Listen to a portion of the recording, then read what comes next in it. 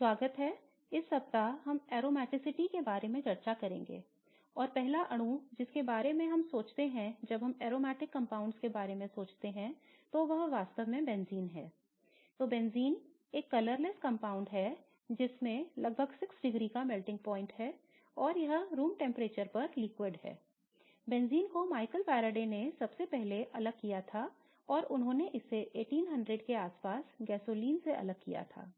तो आप सोच सकते हैं कि 1800 के दशक में हमने वास्तव में एरोमेटिक कंपाउंड्स की केमिस्ट्री को देखना शुरू किया है और बेंजीन का मॉलिक्यूलर फार्मूला C6H6 है। इसलिए केमिस्ट यह पता लगाने में सक्षम थे कि वह एक अणु रंगहीन तरल है। C6H6 का मॉलिक्यूलर फार्मूला है जो वास्तव में सुझाव देता है कि इसमें अनसैचुरेशन का एक उच्च स्तर होना चाहिए। इसलिए अगर मैं इस कंपाउंड के अनसैचुरेशन की डिग्री का पता लगाती हूं तो यह 4 है। अब हम जानते हैं कि अनसैचुरेशन की डिग्री 3 pi बॉन्ड और रिंग की वजह से है जो बेंजीन में मौजूद है, लेकिन वास्तव में उस बिंदु पर जब अणुओं की संरचना का पता लगाने के लिए कोई अन्य तरीका या कोई स्पेक्ट्रोस्कोपिक तकनीक नहीं थी, इस आणविक संरचना के साथ आना मुश्किल था। और वास्तव में केमिस्ट ने बेंजीन के लिए सही संरचना के साथ आने के लिए लंबे समय तक संघर्ष किया। आपने केकुले की कहानी के बारे में सुना होगा जो एक केमिस्ट थे। उन्होंने खुद सांप के खाने का सपना देखा था और फिर उन्होंने सोचा कि बेंजीन एक रिंग स्ट्रक्चर हो सकती है। शुरू में केमिस्ट बेंजीन की संरचना को लीनियर एल्कीन्स या एल्काइन्स में फिट करने की कोशिश कर रहे थे और इसमें से कोई भी वास्तव में अणु के केमिकल प्रॉपर्टीज को पूरा नहीं कर सकता था।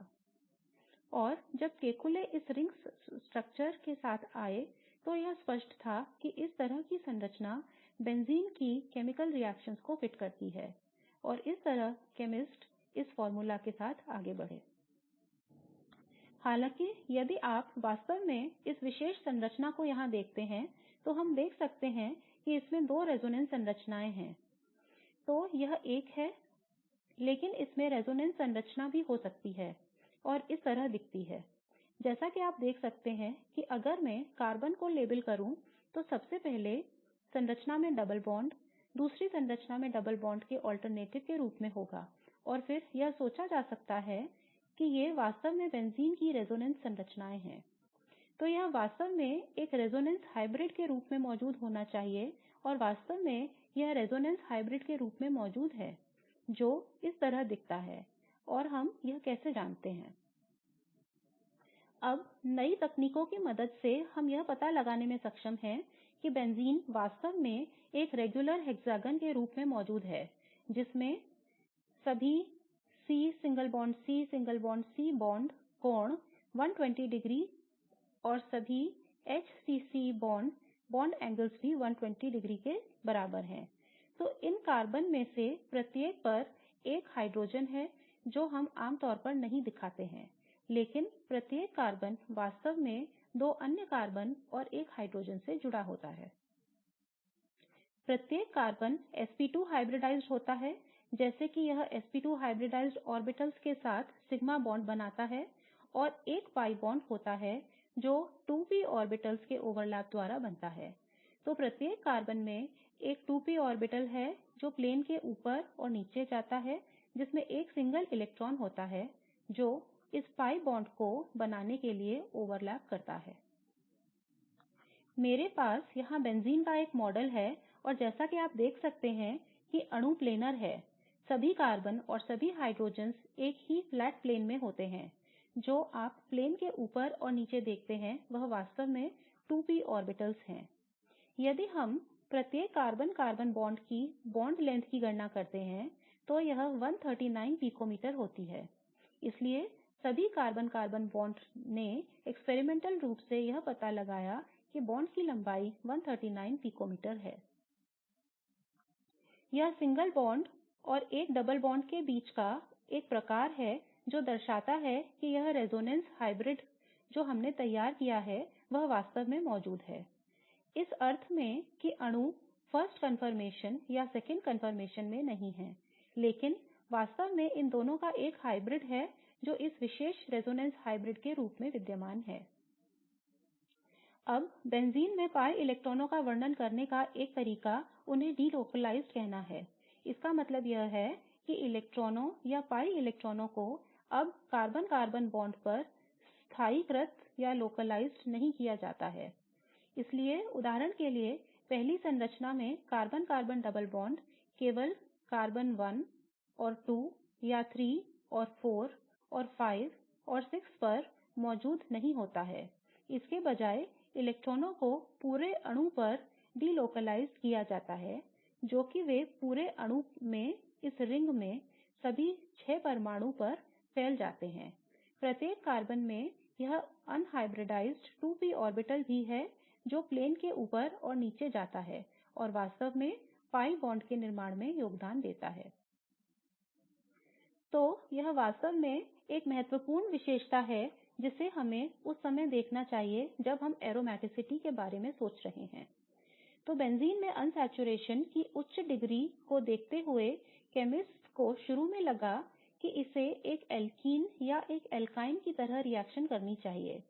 क्योंकि इसमें कार्बन कार्बन डबल बॉन्ड है इसलिए इसे वास्तव में उन सभी रिएक्शनओं को करना चाहिए जो एल्कीन करती हैं। तो ये एसिड के साथ रिएक्शन HBr HCl के साथ इलेक्ट्रोफिलिक एडिशन रिएक्शन ब्रोमीन के साथ reaction oxidation reaction reduction reaction वास्तव में एल्कीन की सभी विशेष रिएक्शंस बेंजीन द्वारा की जानी चाहिए क्योंकि इसमें 3 डबल बॉन्ड हैं। हालांकि जब केमिस्ट ने बेंजीन पर समान रिएक्शन करने की कोशिश की तो यह पता चला कि यह रिएक्शन नहीं करता है। वास्तव में आइए हम ब्रोमीन के एडिशन का उदाहरण लें और यदि मैं साइक्लोहेक्सीन लेती हूं और हम ब्रोमीन को सॉल्वेंट डाइक्लोरोमीथेन की उपस्थिति में जोड़ते हैं हम जानते हैं कि यह कार्बन कार्बन डबल बॉन्ड पर इन दो ब्रोमीनों का एडिशन इस प्रकार है कि यह एक एंटी एडिशन है। हमने इस रिएक्शन को देखा है। हालांकि अगर मैंने ब्रोमीन और डाइक्लोरोमीथेन के साथ एक बेंजीन अणु पर यही रिएक्शन करने की कोशिश की तो यह मुझे उत्पाद नहीं देता है। वास्तव में बेंजीन अनरिएक्टेड रहती है। हालांकि अगर मैं इसी रिएक्शन के लिए कैटलिस्ट की उपस्थिति में ब्रोमीन जोड़ती हूं तो हम उस बेंजीन रिंग पर हाइड्रोजन का स्थान ले सकते हैं। तो यह वास्तव में एक एडिशन रिएक्शन नहीं कर रहा है यह एक प्रतिस्थापन रिएक्शन कर रहा है। हाइड्रोजन को ब्रोमीन के साथ प्रतिस्थापित किया जा रहा है। तो यह वास्तव में पहेली है जो केमिस्ट पसंद करते हैं जैसे कि बेंजीन उस तरह से रिएक्शन नहीं कर रहा है जैसे कि किसी भी अन्य एल्कीन। जब हम हाइड्रोजनीकरण रिएक्शन या हाइड्रोजनेशन रिएक्शन लेते हैं यह एल्कीन के लिए एक अच्छी तरह से ज्ञात रिएक्शन है जिसमें आप कैटलिस्ट के रूप में पैलेडियम की उपस्थिति में कार्बन पर हाइड्रोजन इस तरह जोड़ सकते हैं कि दो hydrogen carbon carbon double bond पर जुड़ जाते हैं। हालांकि अगर हम शुरुआती अणु के रूप में बेंजीन के साथ वैसा ही रिएक्शन करने की कोशिश करते हैं जैसा कि कार्बन पर हाइड्रोजन और पैलेडियम वास्तव में बेंजीन के साथ रिएक्ट नहीं करते हैं और आपको कोई रिएक्शन नहीं मिलती है। दूसरी ओर यदि आप इस रिएक्शन को वास्तव में उच्च दबाव पर लगभग 300 atmospheric pressure पर करते हैं तो हम बेंजीन को इस तरह की रिएक्शन करने के लिए प्राप्त कर सकते हैं कि वह आपको साइक्लोहेक्सीन देता है। इसलिए इन सभी रिएक्शनओं ने जो कि एल्कीन की रिएक्टिविटी पर फिट नहीं बैठती केमिस्ट को उलझन में डाल दिया है और फिर उन्होंने यह तर्क देने की कोशिश की कि बेंजीन उसी तरह से रिएक्शन क्यों नहीं करते जैसे कि एल्कीन्स। आइए हम इन रिएक्शनओं में से एक विस्तार से देखें। हम जानते हैं कि एक एल्कीन का कैटालिटिक हाइड्रोजनेशन एक एक्सोथर्मिक रिएक्शन है और प्रतिबंध में हीट ऑफ हाइड्रोजनेशन वास्तव में डिग्री ऑफ सब्स्टिट्यूशन के आधार पर भिन्न होती है। हालांकि हम यह भी जानते हैं कि हीट ऑफ हाइड्रोजनेशन संरचना में मौजूद डबल बॉन्ड की संख्या के अनुरूप है। इसलिए उदाहरण के लिए यदि आपके पास एक डबल बॉन्ड है और यदि आपको X heat of hydrogenation देता है तो अगर हम डबल बॉन्ड की संख्या को 2 डबल बॉन्ड में बदल दें तो यह आपको लगभग 2x मात्रा में हीट देना चाहिए। तो अब हम इस ग्राफ को देखते हैं जब हम साइक्लोहेक्सीन के लिए heat of hydrogenation की गणना करते हैं तो हम इसे एक 120 किलो जूल पर मोल के करीब पाते हैं। तो अगर हम बेंजीन की कल्पना 1,3,5 साइक्लोहेक्साट्रिईन से करते हैं तो यह 3 डबल बॉन्ड है तो heat of hydrogenation 120 into 3 होनी चाहिए इसलिए यह लगभग 360 किलो जूल पर मोल होनी चाहिए। तो यह calculated heat के बारे में है जिसे हम बेंजीन से बाहर निकालने की अपेक्षा करते हैं जब बेंजीन हाइड्रोजनेशन रिएक्शन करता है। हालांकि जब केमिस्ट ने बेंजीन के लिए heat of hydrogenation की गणना की तो यह 208 किलो जूल पर मोल के करीब पाया गया जो गणना की गई heat of hydrogenation से लगभग 150 किलो जूल पर मोल अलग है। तो वास्तव में बेंजीन को इस तरह की स्थिरता क्या देता है क्योंकि अगर हम वास्तव में इस डायग्राम को देखते हैं तो यह बताता है कि बेंजीन काल्पनिक 1,3,5 साइक्लोहेक्साट्रिईन की तुलना में लगभग 150 किलो जूल पर मोल अधिक स्थिर है। इसलिए expected बाहर निकलने वाली ऊर्जा की मात्रा जो 360 के आसपास है और देखी गई ऊर्जा की मात्रा जो 208 के आसपास है के बीच का अंतर 150 किलो जूल है और यह 150 किलो जूल वास्तव में एक्स्ट्रा स्टेबल बेंजीन में उन यौगिकों के relative है जो हम 3 localized carbon carbon double bonds के साथ होने की उम्मीद करते हैं। तो जब हम 1,3,5 साइक्लोहेक्साट्रिईन के साथ 3 localized डबल बॉन्ड की अपेक्षा करते हैं तो हम इस तथ्य की उपेक्षा कर रहे हैं कि बेंजीन में वास्तव में carbon carbon double bond delocalized हैं। और क्या हो रहा है कि इन कार्बन पर individual atomic orbitals बेंजीन में molecular orbitals बनाने के लिए जुड़ रहे हैं और जब हम 1,3,5 साइक्लोहेक्साट्रिईन के बारे में सोचते हैं तो हम वास्तव में इन बायोमोलेकुलर ऑर्बिटल्स की उपेक्षा कर रहे हैं जो कि 6 p ऑर्बिटल्स के संयोजन के रूप में होते हैं। बेंजीन के मॉलिक्यूलर ऑर्बिटल डायग्राम या वास्तव में p इलेक्ट्रॉनों की कमी भी नियमित चक्रीय व्यवस्था को खींचने के लिए एक विशेष विधि है और इन आरेखों को फ्रॉस्ट सर्कल कहा जाता है। तो अब हम बेंजीन के लिए मॉलिक्यूलर ऑर्बिटल डायग्राम को देखें और हम केवल मॉलिक्यूलर ऑर्बिटल्स को ड्रॉ कर रहे हैं जो इन 6 p ऑर्बिटल्स के संयोजन से उत्पन्न होते हैं जो बेंजीन में pi बॉन्ड के गठन के कारण हम वास्तव में बेंजीन में अन्य बॉन्ड नहीं देख रहे हैं। तो जिस तरह से आप बेंजीन के लिए फ्रॉस्ट सर्कल बनाते हैं वह यह है कि पहले आप एक सर्कल खींचते हैं और फिर आप बेंजीन के रेगुलर हेक्सागन को खींचते हैं जैसे कि उसका एक शीर्ष नीचे की ओर है और आप इस विशेष पॉलीगन को यहां इस घेरे में फिट करते हैं चूंकि हम जानते हैं कि हमेशा सभी नियमित बहुभुज पॉलीगन के लिए एक सर्कल मौजूद होता है जो कि इस वृत्त की परिधि या circumference पर फिट किया जा सकता है। तो इस मामले में हम बेंजीन रिंग को ऐसे खींचेंगे कि यह सर्कल को उसके एक शीर्ष के साथ नीचे की ओर फिट करती है और यह y अक्ष इस विशेष मॉलिक्यूलर ऑर्बिटल डायग्राम की ऊर्जा का प्रतिनिधित्व करेगा। अब atomic orbitals के संयोजन से बनने वाले molecular orbitals ऐसे हैं कि जहां भी हेक्सागन उस सर्कल को काटते हैं वहां हम molecular orbital देखेंगे।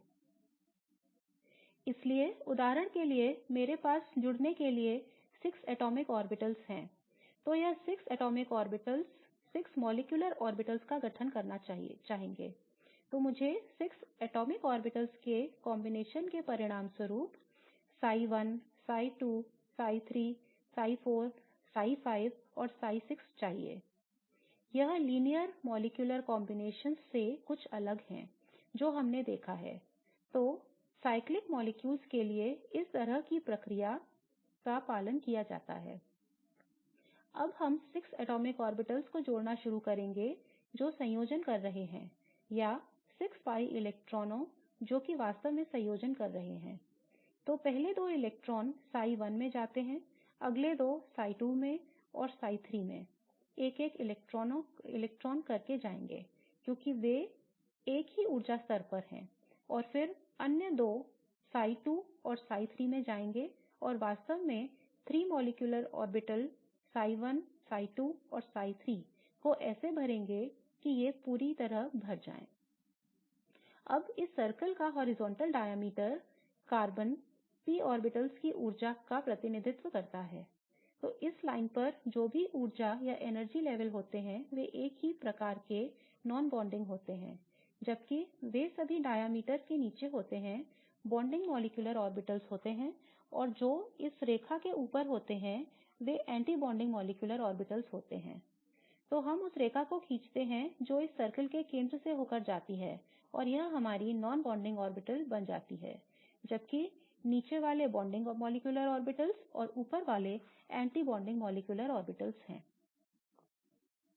अब इतना पता चला कि बेंजीन में अन्य अणुओं की तुलना में यह अद्भुत स्थिरता है और वास्तव में एक aromatic compound के रूप में वर्गीकृत किया गया है, क्योंकि सभी इलेक्ट्रॉन जो इन molecular orbitals को बनाने के लिए संयोजन कर रहे हैं bonding molecular orbitals में हैं, और कोई भी इलेक्ट्रॉन non bonding या anti bonding molecular orbital में मौजूद नहीं है, और इस तरह की स्थिरता इसे aromatic nature देती है।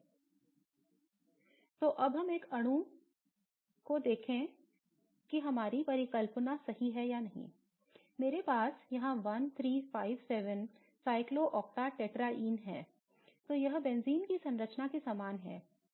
इसकी एक रिंग संरचना है, इसमें pi बॉन्ड भी हैं जो इस रिंग के अंदर बारी बारी से आते हैं। तो यह बेंजीन से बहुत मिलता जुलता है, और वास्तव में केमिस्टों ने सोचा कि cyclooctatetraene भी बेंजीन की तरह ही स्थिर होना चाहिए, और जब उन्होंने molecular orbital theory के अनुसार इसे फिट करने की कोशिश की तो आइए देखें क्या हुआ। तो इस cyclooctatetraene के molecular orbital diagram को खींचने के लिए पहली चीज जो मैं करती हूं वह है कि मैं सर्कल खींचूंगी और फिर मैं इससे इस ऑक्टागन को खींचूंगी जैसे कि यह इस चक्र में फिट बैठ जाए।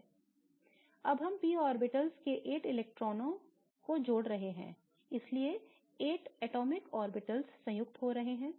तो मुझे 8 molecular orbitals बनाने चाहिए जो यहाँ दिए गए हैं। तो मुझे psi 1 psi 2 psi 3 psi 4 psi 5 psi 6 psi 7 और psi 8 का गठन करना चाहिए। हम यह भी देखते हैं कि जो रेखा सर्कल के केंद्र से जाती है वह डायमीटर पर non bonding molecular orbitals और psi 4 और psi 5 है। वास्तव में अब हम उन 8 इलेक्ट्रॉनों को इस molecular orbital diagram में भरना शुरू करते हैं। मुझे पहले 2 इलेक्ट्रॉन psi 1 में ले जाने हैं, अगले 2 psi 2 और psi 3 में जाएंगे, अगले 2 फिर से psi 2 और psi 3 में जाएंगे जैसे कि सभी psi 1 psi 2 psi 3 भर जाएं। और अब जो मेरे पास है 6 pi इलेक्ट्रॉन हैं और मुझे अगले 2 को भरने की आवश्यकता है। अब ये अगले 2 इलेक्ट्रॉनों में से एक psi 4 में जाएगा और उनमें से एक psi 5 में जाएगा। तो इसका मतलब है कि cyclooctatetraene के इलेक्ट्रॉनों में से 2 वास्तव में psi 4 और psi 5 में हैं, यह non bonding orbitals हैं, और इसलिए cyclooctatetraene वास्तव में बेंजीन के समान molecular orbital diagram का पालन नहीं करता है, जिसमें सभी इलेक्ट्रॉनों को bonding molecular orbitals में होना चाहिए। इस मामले में इलेक्ट्रॉनों में से 6 bonding molecular orbitals में हैं, लेकिन इलेक्ट्रॉनों में से 2 non bonding molecular orbitals में हैं, और यह वास्तव में हमें बेंजीन और cyclooctatetraene की रिएक्शनशीलता में अंतर देता है। और जब केमिस्ट ने cyclooctatetraene की रिएक्शनशीलता को देखने की कोशिश की तो पता चला कि cyclooctatetraene वास्तव में बेंजीन के समान रिएक्शनशीलता ट्रेंड्स का पालन नहीं करता है। यह किसी भी अन्य एल्कीन की तरह रिएक्शन करता है, और यह उन सभी एल्कीन्स की रिएक्शन कर सकता है जो हमने पहले देखी हैं। तो molecular orbital theory जो वास्तव में अणुओं की रिएक्शन को समझाने के लिए एक उपकरण है, हमें रिएक्टिविटी के बीच का अंतर इस तथ्य के आधार पर बताता है कि अणु के aromatic होने के लिए pi molecular orbitals के सभी electron bonding molecular orbital zone में स्थित होने चाहिए। एक बात याद रखें कि molecular orbital theory या वास्तव में रेजोनेंस सिद्धांत एक शक्तिशाली उपकरण है जो केमिस्ट बेंजीन या संबंधित डेरिवेटिव की असामान्य स्थिरता को समझाने के लिए उपयोग करते हैं। इसलिए केमिस्ट ने इन दो सिद्धांतों का उपयोग करने की कोशिश की है ताकि वास्तव में वे विभिन्न यौगिकों की रिएक्शन को समझा सकें। जिन यौगिकों के बारे में हमने बात की है उनमें से एक cyclooctatetraene जो कि हमने देखा है कि वास्तव में एक नियमित एल्कीन के रूप में रिएक्शन करता है। दूसरा यौगिक cyclobutadiene है। तो cyclobutadiene एक cyclic molecule है। इसमें बारी बारी से डबल बॉन्ड भी आते हैं।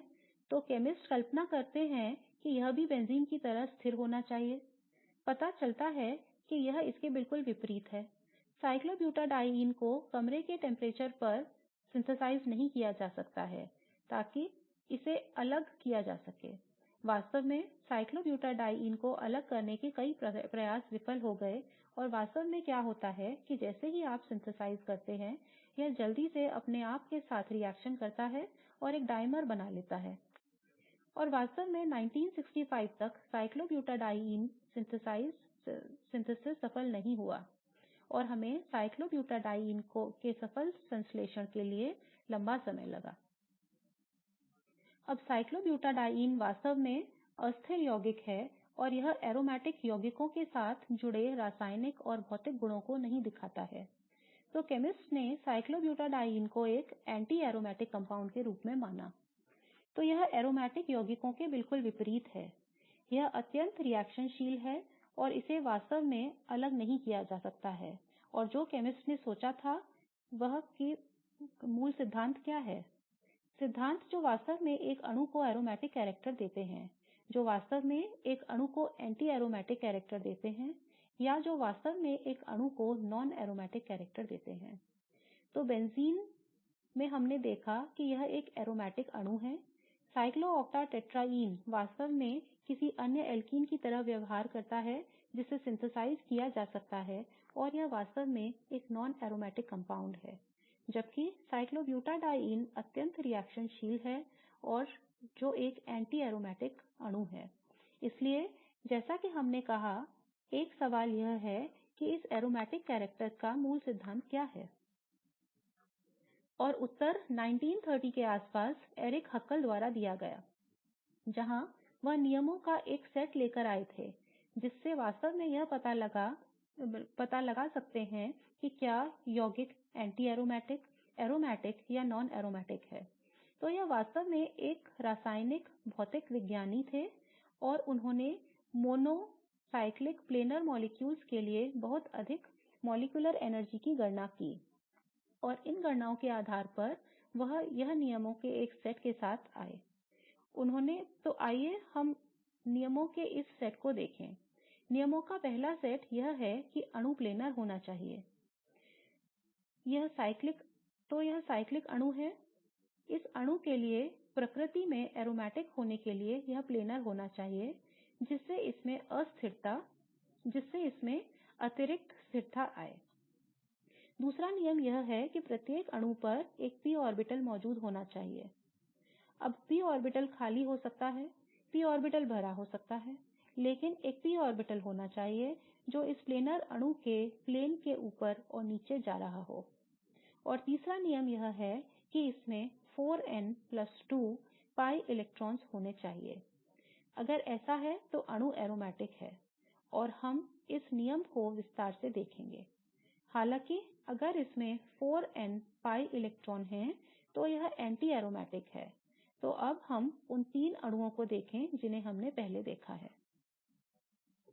हम बेंजीन को देखते हैं। बेंजीन प्लेनर है। इसमें सभी कार्बन परमाणु एक ही प्लेन में हैं जैसा कि हमने देखा प्रत्येक कार्बन पर एक p ऑर्बिटल मौजूद है। तो वह क्राइटेरिया भी संतुष्ट है। p ऑर्बिटल में 6 pi इलेक्ट्रॉन होते हैं इसलिए इसे देखते हुए मैं अन्य सभी इलेक्ट्रॉनों को नहीं देख रहा हूं।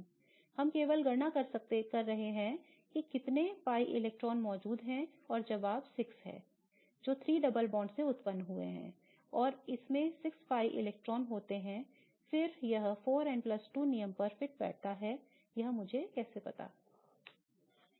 इसलिए जब मैं 6 को 4n+2 के बराबर कहता हूं n 1 के बराबर आता है इसलिए यदि n की वैल्यू ऐसी है कि वह whole number है कि यह 0 1 2 3 4 से जाता है तो वास्तव में एक fraction नहीं है तो फिर यह इस 4n+2 नियम पर फिट बैठता है।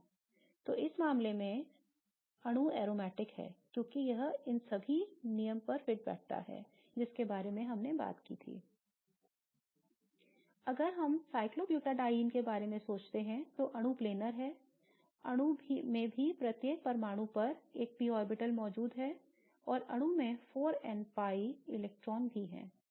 मुझे यह कैसे पता चलेगा क्योंकि मेरे पास 4 इलेक्ट्रॉन हैं 1 2 3 4 जिसमें परिणामस्वरूप 2 डबल बॉन्ड हैं 4 इलेक्ट्रॉन 4n+2 के बराबर हैं यह वास्तव में मुझे पूरी संख्या नहीं देता है क्योंकि n आधे के बराबर होगा और यह पूरी संख्या या whole number नहीं है तो यह 4n+2 को संतुष्ट नहीं करता है वास्तव में यह 4n के बराबर 4 को संतुष्ट करता है जहां n 1 के बराबर होता है तो इस तरह का समीकरण संतुष्ट है इसलिए यह एंटी एरोमेटिक अणु बन जाता है और यह वास्तव में इस विशेष यौगिक की अस्थिरता की व्याख्या करता है कि यह वास्तव में बहुत तेजी से या vigorously रिएक्शन करता है इसे अपने दम पर अलग नहीं किया जा सकता है।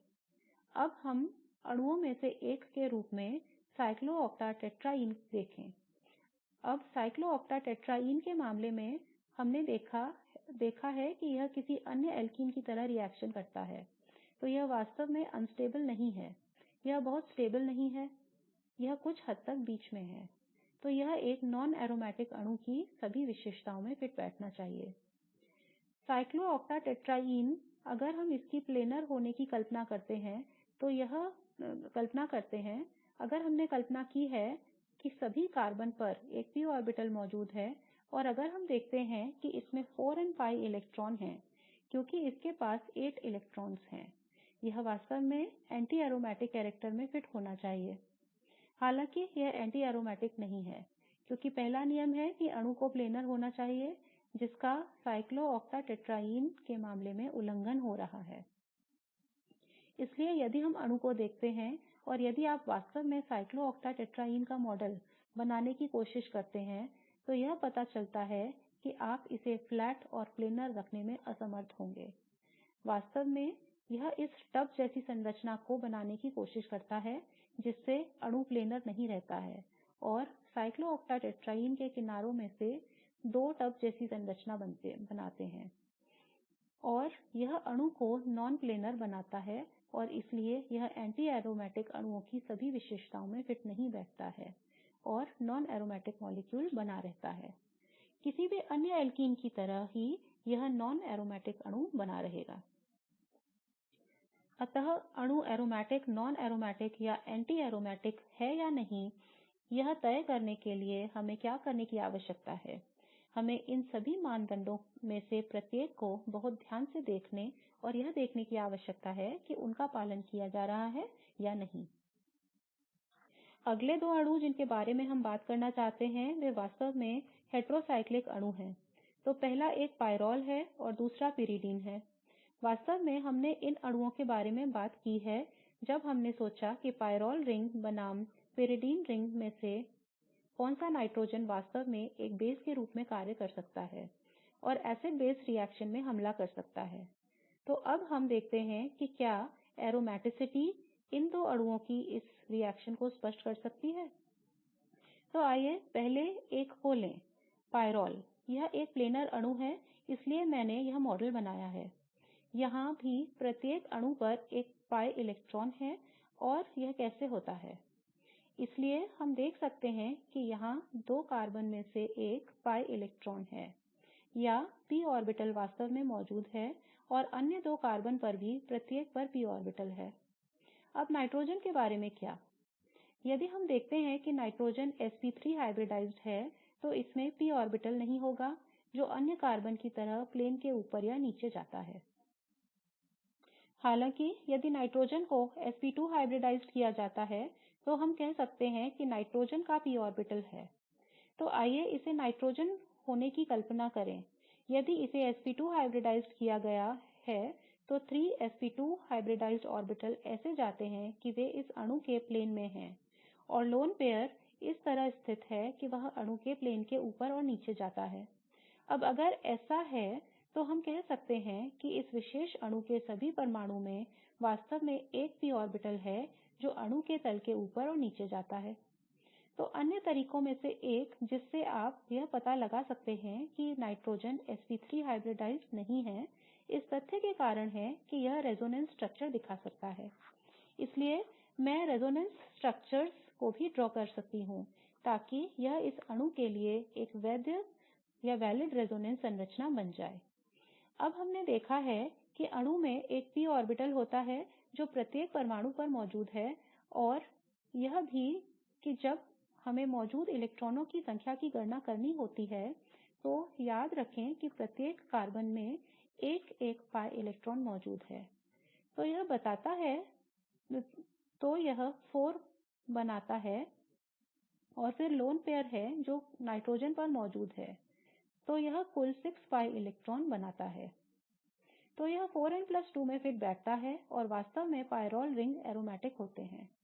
वे इस तरह की रिएक्शन करते हैं कि वे एरोमेटिसिटी के सभी ट्रेंड्स का पालन करते हैं। इसका मतलब है कि वे बेहद स्थिर हैं। वे एक एल्कीन की तरह रिएक्शन नहीं करेंगे। वास्तव में इस विशेष pyrrole रिंग को जैविक प्रणाली में भी देखा जाता है जो यह दर्शाता है कि यह काफी स्थिर है। अब हम अगले अणु को देखते हैं जो pyridine है। pyridine के मामले में फिर से अणु प्लेनर होता है और यदि आप वास्तव में इसकी संरचना को देखते हैं तो यह स्पष्ट है कि नाइट्रोजन sp2 हाइब्रिडाइज्ड है क्योंकि यह शुरू करने के लिए एक pi बॉन्ड बना रहा है। अब नाइट्रोजन के लिए एक sp2 हाइब्रिडाइजेशन में नाइट्रोजन को 3 sp2 हाइब्रिडाइज्ड ऑर्बिटल के साथ 3 बॉन्ड बनाने होते हैं और यह sp2 हाइब्रिड ऑर्बिटल के साथ 2 सिग्मा बॉन्ड बनाते हैं और sp2 हाइब्रिडाइजेशन के दौरान unhybridised p orbital pi bond देता है। तो यहाँ लोन पेयर भी sp2 हाइब्रिडाइजेशन में मौजूद है। तो यहाँ नाइट्रोजन में 3 sp2 हाइब्रिडाइज्ड ऑर्बिटल होते हैं जो फ्लैट और प्लेनर हैं। इन दो में प्रत्येक में एक एक इलेक्ट्रॉन है और एक में लोन पेयर है जो रिंग के बाहर है। ये दोनों ऑर्बिटल्स कार्बन के sp2 हाइब्रिडाइजेशन के साथ नाइट्रोजन कार्बन सिग्मा बॉन्ड बनाने के लिए ओवरलैप करेंगे। इस मामले में pi बॉन्ड वास्तव में p ऑर्बिटल के कारण होता है जो इस sp2 हाइब्रिडाइजेशन के प्लेन के ऊपर और नीचे स्थित है और नाइट्रोजन और कार्बन के बीच pi बॉन्ड की उपस्थिति है। तो pyridine की संरचना कैसी है? इसलिए जब हमें यह विचार करना होगा कि क्या इस विशेष अणु में प्रत्येक परमाणु sp2 हाइब्रिडाइज्ड है तो हम यह कह सकते हैं कि प्रत्येक परमाणु sp2 हाइब्रिडाइज्ड है और उसमें से प्रत्येक पर p ऑर्बिटल्स की मौजूदगी है। अब हम यह भी देख सकते हैं कि क्या यह 4n+2 pi इलेक्ट्रॉन के नियम में फिट बैठता है और pyridine के मामले में हमें प्रत्येक डबल बॉन्ड्स 1 2 3 4 5 6 में इलेक्ट्रॉनों की गणना करनी होगी। तो वहाँ 6 pi इलेक्ट्रॉन हैं। एक प्रश्न यह होना चाहिए कि conjugation में लोन पेयर को pi इलेक्ट्रॉनों की संख्या के रूप में गिना जाना चाहिए। जवाब है नहीं, क्योंकि अगर आप इसके बारे में सोचते हैं तो बताएं कि यह नाइट्रोजन है और लोन पेयर इस दिशा में जा रहा है। तो आइए कल्पना करें कि मेरा हाथ लोन पेयर है। फिर pi इलेक्ट्रॉनों की संख्या जो conjugation में होती है। इसका मतलब है कि मॉलिक्यूलर ऑर्बिटल्स बनाने के लिए एक दूसरे के साथ ओवरलैप कर सकने वाले इलेक्ट्रॉनों की संख्या अभी भी 6 है। ये दो इलेक्ट्रॉन ज्योमेट्री के कारण pi इलेक्ट्रॉन प्रणाली में गिना जाना चाहिए ओवरलैप नहीं कर सकते क्योंकि वे इस प्लेन या इस प्लेन में ओवरलैप नहीं कर सकते। तो इस मामले में pi इलेक्ट्रॉनों की संख्या अभी भी 6 है और यह 4n plus 2 pi इलेक्ट्रॉन नियम में फिट बैठते हैं और इस प्रकार अणु aromatic रहता है वास्तव में फिर से pyridine उन अणुओं में से एक है जो बायोलॉजिकल सिस्टम्स में देखा जाता है और वास्तव में स्थिर है और शुरू करने के लिए alkenes की रिएक्शनएं नहीं करता है तो इसके साथ हम aromatic anti aromatic और non aromatic अणुओं की चर्चा को रोक देते हैं और वास्तव में ट्यूटोरियल में हम इन अणुओं के ऊपर जाएंगे जहां हमें यह चुनने को मिलेगा कि क्या यह aromatic anti aromatic या non aromatic है